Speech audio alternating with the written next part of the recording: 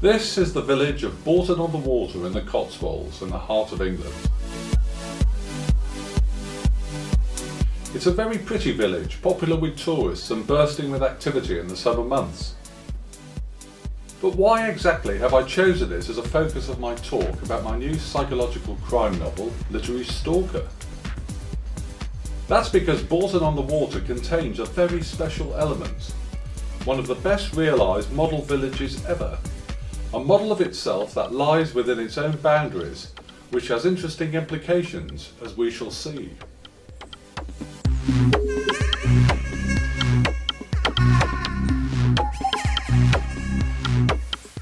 Hello, I'm Roger Keane, and today I'm going to discuss Literary Stalker, which concerns an obsessed writer murdering his enemies by means of putting them in a novel, a device which opens up strong metafictional or metacrime dimensions.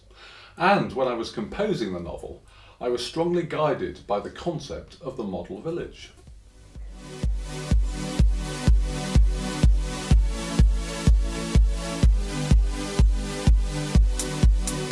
So, what is it about model villages that captivates us? And how does that relate to fiction and metafiction? A model village in itself is a kind of fiction. A representation, faithful in its intentions for sure, but in its very existence, its imperviousness to changing times, it comes to have an independent life of its own, somewhat like the narrative of a novel. For a start, it's largely in period, 1937, when construction was completed after 5 years of work. I first came here at around the age of 12 or 13, when I was heavily into train sets and dinky cars, and it immediately captivated me on an equivalent wavelength. A model village is essentially a place of play, popular with both children and adults, because its reduced scale and quaintness give it a fairy tale, toy town air. It has something that appeals to the child in all of us, in the very specific brand of escapism it offers.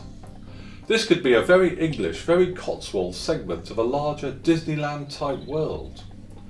We can walk its streets feeling like giants, colossuses, Gulliver visiting Lilliput. We're in another world, just like the world of a novel. But for me, the model village has metafictional as well as fictional qualities.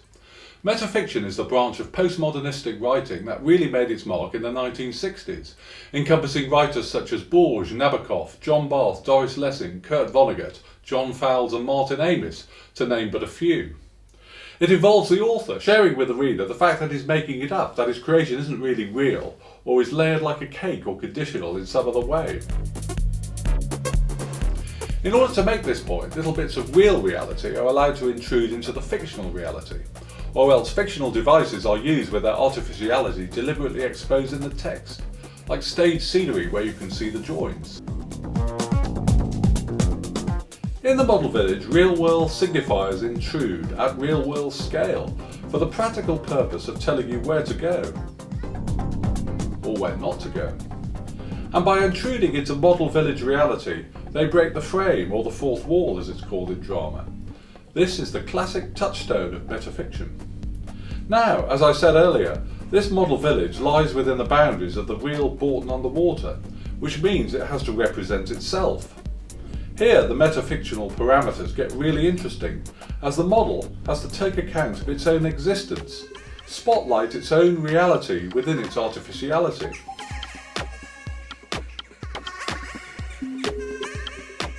In a sense, the model village is artfully self-conscious, another bedrock feature of metafiction.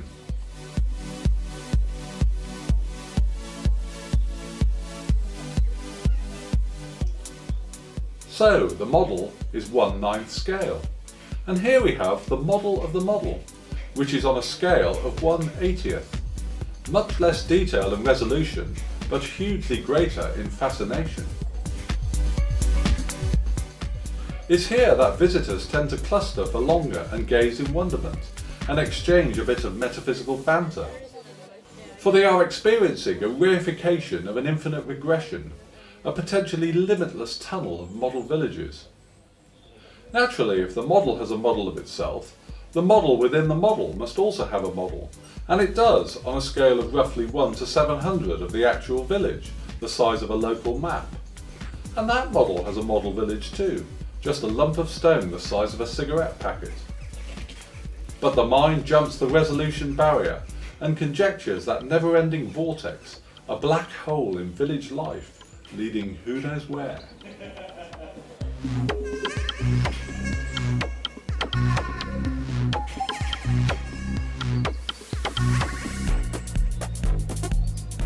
As a child, an older child, I was fascinated by this effect, and later wrote about it in stories.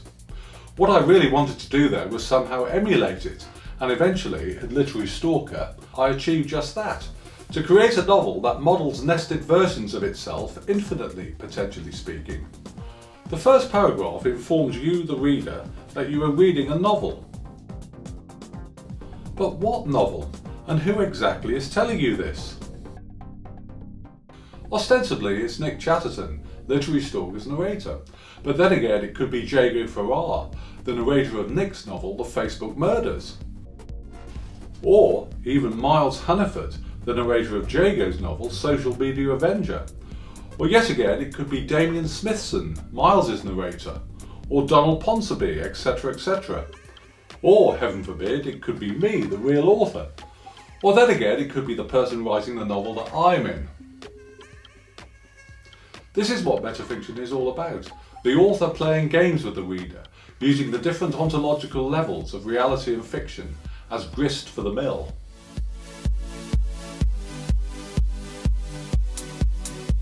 So, Literary Stalker is not only about stalking, it's also about writing about stalking, and Nick is very conscious of contributing to the tradition of stalking fiction with his own masterpiece, The Facebook Murders. There's even a chapter where Nick discusses key stalking novels, such as The Collector by John Fowles and Misery by Stephen King, and films such as Vertigo and Fatal Attraction. So this theme of self-consciousness and self-awareness is woven throughout Literary Stalker to produce the consolidating effect of a self-begetting novel. This is a tendency that can be found in the classics, such as Don Quixote and Tristram Shandy, and it developed strongly through the French modernist tradition, including Proust, Beckett, Sartre and Camus. And you could see it in American semi-autobiographical writers, such as Kerouac and Henry Miller. Basically, the idea is to have an autobiographical or semi-autobiographical story that is not only about its own events, but also about how it came to be written. So it's kind of proto-metafictional. And here I come to my own previous book, The Mad Artist, which is styled as a novelistic memoir and is a classic self-begetting narrative.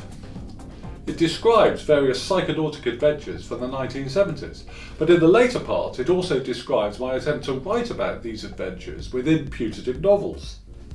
Late on in the narrative I have a couple of magic mushroom trips, and magically everything falls into place. I have this divine revelation which involves beginning again and just writing down what happens from this point onwards, without fictional contrivance, because that's the Zen thing to do. So I begin this reality novel, recording what I do and inventing nothing. And at least for the duration of the narrative it goes exceptionally well. Finally I dubbed this new form of literary activity as mad artistry and christened myself the Mad Artist, which is the last phrase of the book, and not coincidentally the title of the book. So the self-begetting loop is made manifest. The reality novel I was writing has transformed into the very real-life memoir you, the reader, are holding in your hands. What we have in The Mad Artist is a kind of literary Möbius strip, where the two sides alternate and transpose indefinitely. And the Möbius strip is the other big idea that I build on in Literary Stalker, though it's not done in quite the same way and is much more involved. So I have combined both the Möbius strip idea with the infinitely regressing model village idea, which is no mean feat.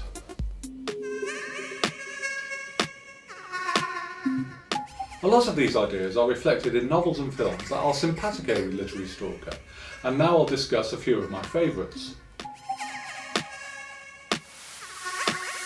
Take the model village and the vortex of models within models. This idea has been done in film by the writer-director Charlie Kaufman in his marvellous art movie Synecdoche, New York, where a theatre director models his own life in an epic ongoing workshop, only to reach the point where he started the workshop, needing to dramatise that, and so on, with actors playing actors and Chinese box sets filling New York.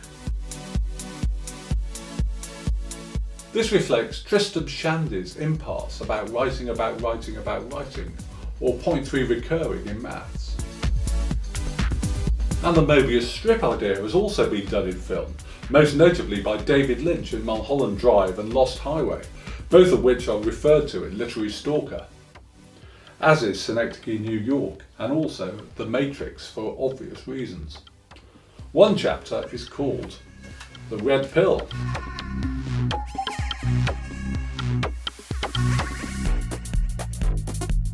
Now, Mulholland Drive is a film whose meanings are debated about probably more than any other. The story pivots on a key scene where Rita unlocks the blue box and then the movie turns inside out, so to speak. Identities are swapped and an alternative narrative unfolds that reflects the former one in the manner of a distorting mirror. This is the Möbius strip effect, which also features most effectively in Lost Highway, but it reaches its apotheosis here. In literature, a famous example of a looping narrative is James Joyce's Finnegans Wake, whose end joins onto its beginning, creating endless circularity.